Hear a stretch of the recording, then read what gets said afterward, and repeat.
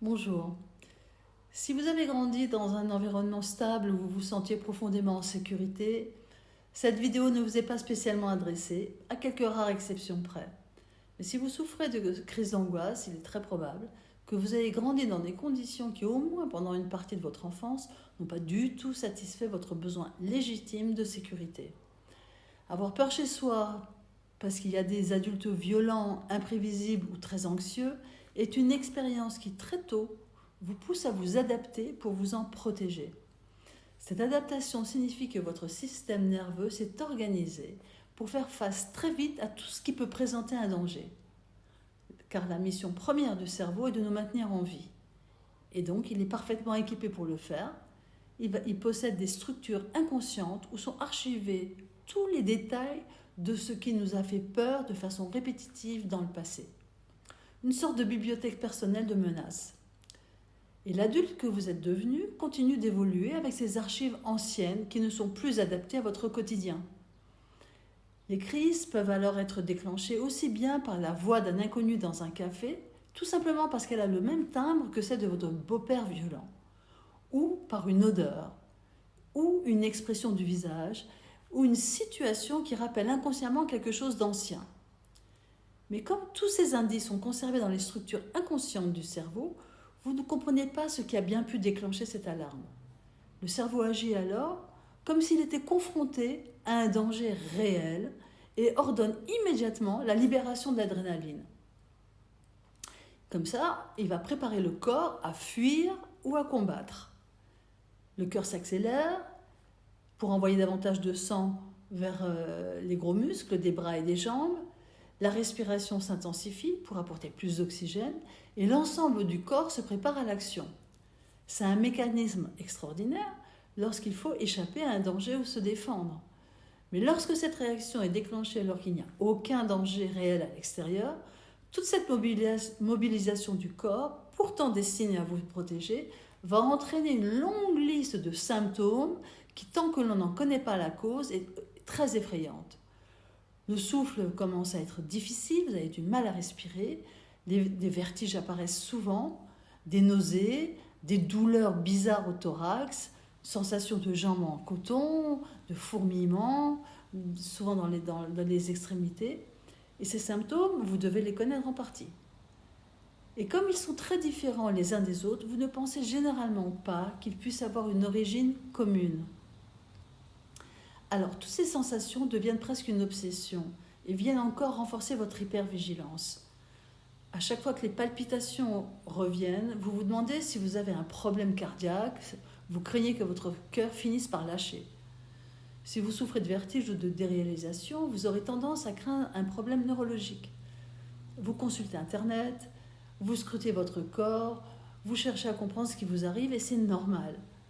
Et comme vous redoutez en permanence de faire de nouvelles crises, vous allez naturellement chercher à éviter les endroits où elles se sont déjà produites, mais aussi les situations dans lesquelles vous craignez qu'elles puissent se produire.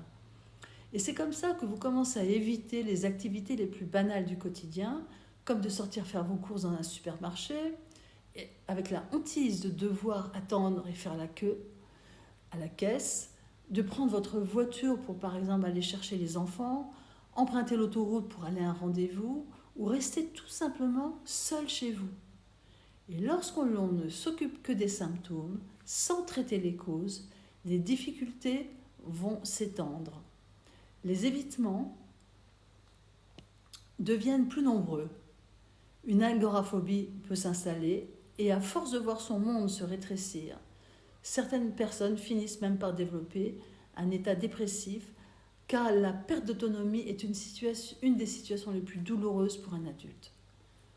Beaucoup parmi vous sont d'ailleurs en arrêt maladie. Vous allez renoncer à certaines sorties pour vous commencez à avoir besoin d'être accompagné pour des choses que vous faisiez auparavant sans difficulté.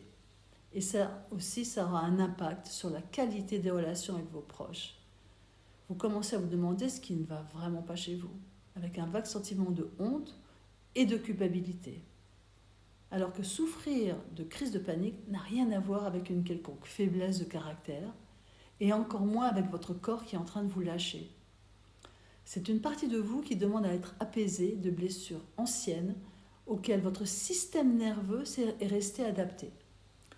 La plupart des personnes qui souffrent de crise de panique n'ont pas verbalisé à l'époque les expériences, soit parce qu'elles avaient peur, soit parce qu'elles avaient honte de raconter, ou tout simplement parce qu'elles étaient trop jeunes, qu'elles n'avaient pas encore la possibilité de parler.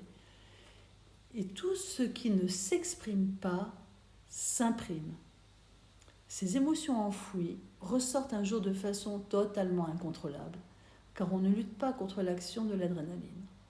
Et c'est précisément sur cette partie-là que je travaille avec l'EFT clinique. Depuis 20 ans, j'accompagne des personnes qui souffrent de troubles anxieux. Après avoir utilisé d'autres méthodes, dont la sophrologie caïcédienne, dès que j'ai été certifiée au niveau avancé de l'EFT par Gary Craig, le fondateur, j'en ai fait mon approche principale. Et pourquoi ? Tout simplement parce que les résultats sont rapides et vérifiables. Nous établissons dès la première séance des objectifs précis, pas du style je vais mieux, non, mais par exemple, je veux pouvoir sortir faire mes courses, m'endormir sans angoisse, rester seule chez moi en étant sereine ou partir en vacances sans me demander s'il y a un hôpital à proximité. Dès la première séance, nous identifions les causes et nous commençons à les adresser. Cela va avoir une répercussion bien sûr sur les symptômes et commence à vous apporter déjà une sensation d'apaisement. En EFT clinique, on ne gère pas les symptômes, on traite les causes.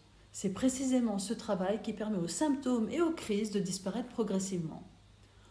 On pourrait dire avec un clin d'œil que l'EFT, c'est la méthode qui joint le geste à la parole. Parler, oui, mais pas n'importe comment. Je vous guide, je suis en fait votre miroir. Nous tapotons ensemble et je vous suggère les phrases à dire pendant les tapotements. Vous ne les répétez que si elles sont justes pour vous. En EFT clinique, cela ne signifie pas que vous devez raconter toute votre enfance ou toute votre vie. Je vous pose des questions précises et nous travaillons uniquement sur les moments qui restent émotionnellement actifs aujourd'hui.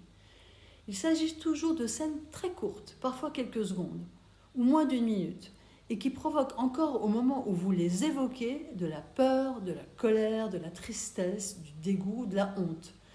Et c'est précisément sur ces moments-là que nous allons appliquer les tapotements. Par exemple, vous vous souvenez du moment où il vous a pris violemment par le bras en criant « Tu vas voir maintenant !» Vous vous connectez à ce moment, soit en fermant les yeux ou pas.